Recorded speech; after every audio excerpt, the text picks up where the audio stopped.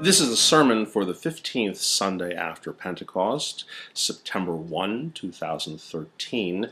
Our text for today is the Gospel according to St. Luke, the 14th chapter, beginning with the first verse. But before I get into that, I'd like to back up a little bit and review our discussion of atonement theories. Atonement theories are the way in which human beings attempt to understand a way back to God, so to speak. If you recall, we discussed quite some time ago how God created human beings for community and for communion, specifically community with one another and communion with God's self. What separates God and humankind is this thing that we call sin. Atonement is that which restores right relationship to God, and in so doing also restores right relationship to other human beings. What all Christians pretty much believe is that there is something about Jesus Christ that is at the center of atonement. Some uniqueness of Christ that allows human beings to return to communion with God and community with one another. And that's where the philosophical and theological divisions begin. I should here state that there are many variations on the various atonement theories. We're going to concentrate primarily on the central viewpoints with the understanding that there are variants and hybrids. So let's begin in chronological order. The earliest, oldest, and up to a point most prevalent theory of atonement is that which comes to us from about the 1st century. It's written about by the Apostolic Fathers, it's mentioned by Clement and Origen, and it is this moral influence theory that chiefly emphasizes what Christ imparted to us, specifically a new knowledge of the person of God, a new understanding of spiritual life, the Zoe, the boundless life, which is sometimes referred to as immortality. Although not really thought of as a doctrine in some ways until Abelard in about 1100, this is the earliest formalized concept of what Jesus accomplished on the cross. In short, man is restored to his place with God and his fellow man by repenting, literally turning around in response to the utterly unselfish actions of Christ. The moral influence theory of atonement was supplanted by what we will call the satisfaction theory. This was first influenced by the Archbishop of Canterbury, Anselm, in about 1100 in his treatise Cura Deus Homo, which translates to Why a God-Man. The theory states that man, by his sin, has violated the honor of God and defiled his handiwork. Anselm goes on to state that it is inconsistent with divine self-respect that God should permit his own purpose to be thwarted, yet this purpose requires the fulfillment by man of God's perfect law, which by sin man has transgressed. For this transgression, repentance alone is no remedy.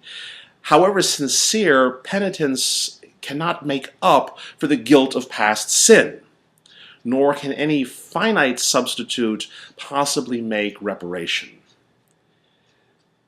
The Archbishop goes on to say that sin, being against the infinite God, is infinitely guilty and can be atoned for only by an infinite sacrifice. Thus, either man must be punished infinitely, or else man must make some form of infinite satisfaction so that the scales of justice are balanced. And of course, for a finite creature, infinite atonement is impossible. There is according to Anselm, only one way of escape, and that is that someone should be found who can unite in his own person the attributes both of humanity and of infinity. This is brought about by the incarnation of Christ. In Christ we have one who is very man and can therefore make satisfaction to God on behalf of humanity, but who is at the same time very God, and whose person therefore gives infinite worth to the satisfaction, the balancing of the scales of justice which he makes. The satisfaction theory continues to be the prevalent view in Western Christendom right up until the time of the Reformation. And this brings us to what we will call the substitution theory, something which was developed during the Reformation by the likes of Huldrych Zwingli and John Calvin and Martin Luther. The Protestant view held many of Archbishop Anselm's presupposition regarding Christ's atonement. However, it was modified in a decidedly substantial way. The central position of the atonement was interpreted not simply as satisfaction, the balancing of divine justice, but actually as punishment. According to the substitution theory of atonement, Jesus serves as a substitute for man. John Calvin, for example, considers the atonement not simply as a meritorious satisfaction accepted as substitute for punishment, but as the vicarious endurance by Christ of that punishment itself. In short, Christ bears the weight of divine anger, or as we could read, he was smitten and afflicted and experienced all the signs of an angry and avenging God. It is this last theory that has held sway throughout Protestant Christendom since the Reformation. It is in many ways our religious birthright as Protestant Christians. Certainly, it is this particular theory of atonement that I grew up with as a Lutheran, what I was taught, and would later, in fact, teach as I moved through various church bodies. But as we've discussed in the past, in a lot of ways, it doesn't quite jive with the teachings of Jesus. Allow me to explain it in this way. Consider this story, one which will at first at least seem familiar to you. Imagine, if you would, that a man has two sons, and his younger son goes up to the father and says, "Dad, I'd like my share of my inheritance now. I don't want to wait until you pass on. I want my share of the inheritance now." So the father says, "Sure, son, everything I have is yours, so please take the inheritance." And the son goes off and squanders the money in immoral and wasteful living. Well, eventually, of course, he runs out of money, and while he is suffering in poverty, he reasons with himself, "I will go back to my father. Because of what I've done, I'm no longer worthy to be his son, but I will ask him if I can be his servant. After all, my father treats his servants pretty well." Now, when the younger son goes back to the father, he discovers his father is extremely angry, and of course that's to be expected, after all, when you consider what the son has done. The father says to his son, "You have dishonored me. Because I am a just man, my honor must be satisfied. The only way that you can make up for what you have done is to work at hard labor for the rest of your days." Well, the son's older brother hears this interchange and has compassion on his sibling. The older son goes to his father and says, "Father, if you allow it, I will assume the just punishment you have pronounced upon my brother. I will work all of my days in his place so that your honor may be satisfied."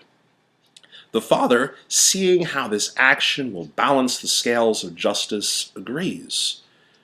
So the younger brother is allowed to return to the household, while the older brother works as a slave until he finally dies of exhaustion. The father and the younger brother then live happily ever after. Now, as I'm telling you this story, I can imagine that you would say, well, this is some sort of perverse parable. This is not in any Bible that I know. But yet consider this story which I have just told with the actual parable purported to be told by Jesus, the so-called parable of the prodigal son, which is so familiar to us. The father, as in the story which I just read, willingly gives up what he has for the son. But when the wastrel brother falls on hard times and comes to his senses, decides to go back to his father, to plead for his father's mercy, to ask if he might live as one of his father's servants, he is welcomed by the father. In fact, it appears as if the father is waiting for him anxiously. I imagine the father looking out the window, hoping each day for the son's return. If anything in this story, it is the so-called good son who is gently chided for not being happy at his brother's return, and is reminded that he too has everything the father has. Please take note in the parable of the prodigal son that no sacrifice is demanded. No payment is exacted. So where then is the atonement? In this particular story, I believe it takes place when the son comes to his senses. That is to say, he recognizes the character of his father, and upon meeting his father again, realizes the father's character is even more gracious and more loving than he imagined. So too, I believe that Jesus shows us the true character of God. God is light. There is no darkness in him. Our atonement is made without violence on God's part, but rather as we contrast the violence of the cross, man's evil invention, with the forgiveness pronounced by Christ. In so doing, we are led to understand God's true, loving, and gracious nature. Atonement is made each time we speak a word of peace, each time we speak a word of forgiveness. So that brings us to our text for today. We have today, again, to remind you, the Gospel according to St. Luke, and our lectionary has verses 1 to be read, followed by 7 through 14, and that's what I'm going to do right now, just to get into this. The text is as follows. One Sabbath, when he went to dine at the house of a ruler who belonged to the sect of the Pharisees, they were watching him. Now he told a parable to those who were invited. When he marked how they chose the places of honor, when you are invited by anyone to a marriage feast, do not sit down in a place of honor, lest a more eminent person than you be invited. And he who invited you both will come and say to you, give your place to this man, and then you will begin with shame to take the lowest place. But when you are invited, go and sit in the lowest place, so that when your host comes, he may say to you, friend, go up higher. Then you will be honored in the presence of all who sit at the table with you. For everyone who exalts himself will be humbled, and he who humbles himself will be exalted. He said also to the man who had invited him, when you give a dinner or a banquet, do not invite your friends or your brothers or your kinsmen or rich neighbors, lest they also invite you in return, and you be repaid. But when you give a feast, invite the poor, the maimed, the lame, the blind, and you will be blessed, because they cannot repay you. You will be repaid at the resurrection of the just. In telling these stories, Jesus presents two decidedly unpopular decisions. The first, sit down in the lower seats. Don't take the place of honor. The second, don't invite your friends to a dinner party, but rather invite the town rabble. As usual, Jesus challenges us as he must have challenged his hearers. To understand Jesus' modus operandi, it might be helpful to look at the part of the text the lectionary leaves out. So let me go back for a moment and read now, again, verse 1, but this time verses 1 through 6. On the Sabbath, when he went to dine at the house of a ruler who belonged to the Pharisees, they were watching him. And behold, there was a man before him who had dropsy. And Jesus spoke to the lawyers and the Pharisees, saying, Is it lawful to heal on the Sabbath or not? But they were silent. Then he took him and healed him and let him go. And he said to them, Which of you, having a son or an ox that has fallen into a well, will not immediately pull him out, even on the Sabbath day? And they could not reply to this. This particular Sabbath healing comes across as sort of opposite to the healing of the bent-over woman in the previous chapter. In chapter 14, it is Jesus who does the questioning. Jesus almost seems to bait the Pharisees, and in doing so, he silences them. I believe the authors of Luke placement is intentional. In many ways, Jesus is all about silencing the powers and principalities. But he does so not through violence, but rather through healing. So the stories, the teachings that follow, must be viewed in light of the fact that Jesus intends to silence or set at naught our cultural precepts. Let's look first at this business of taking the lower seats. It might at first appear that Jesus is encouraging a kind of false modesty.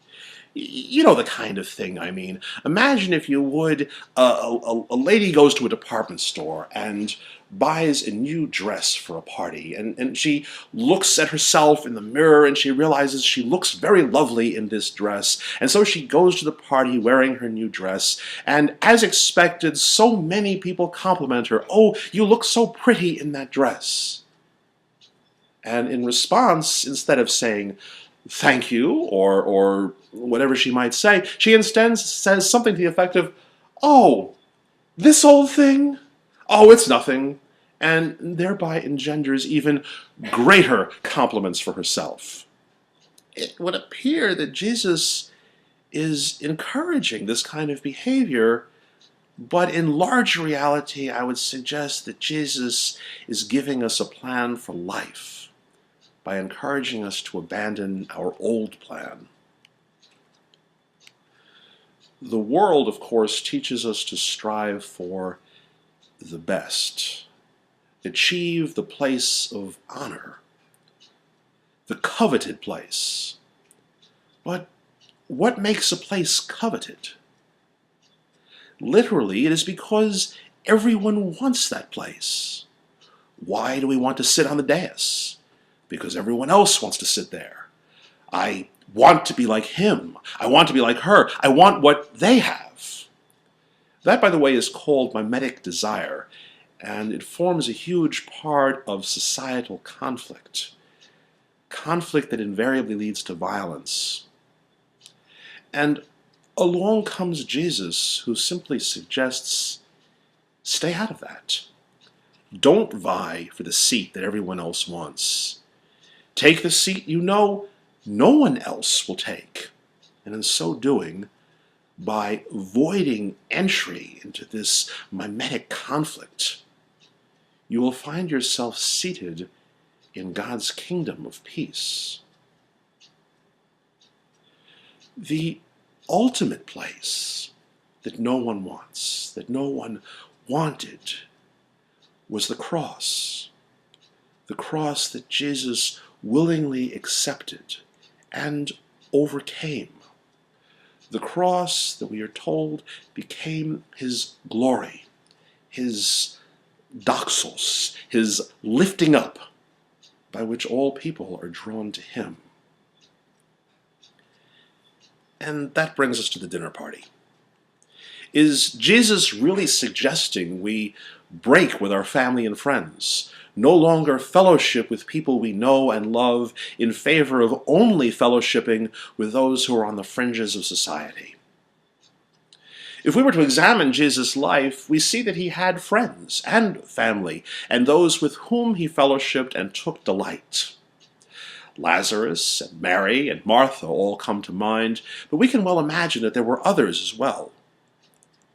I would here suggest that Jesus is demonstrating a similar principle. Some invitations are coveted. Some guests are coveted. Why? Because everyone else wants to be there. Everyone else wants to have them over. If we get invited to this party, or if we can manage to have so-and-so come to our house, our social standing goes up. Our honor, our position goes up. And Jesus says to his hearers and to us, don't be like that. That societal honor based on mimetic desire is a dead end. It's a source of violence. Taken to its logical extremes, it may be a kind of hell. Instead, seek the true honor. To live as Jesus did. To value human beings, not in their social standing or how they may impact our own social standing, but rather because they are made in God's image. As we consider these teachings, let us learn to see the face of Christ in those who are least appealing in the eyes of the world, ultimately even to the point where we can see Jesus in the eyes of our enemies.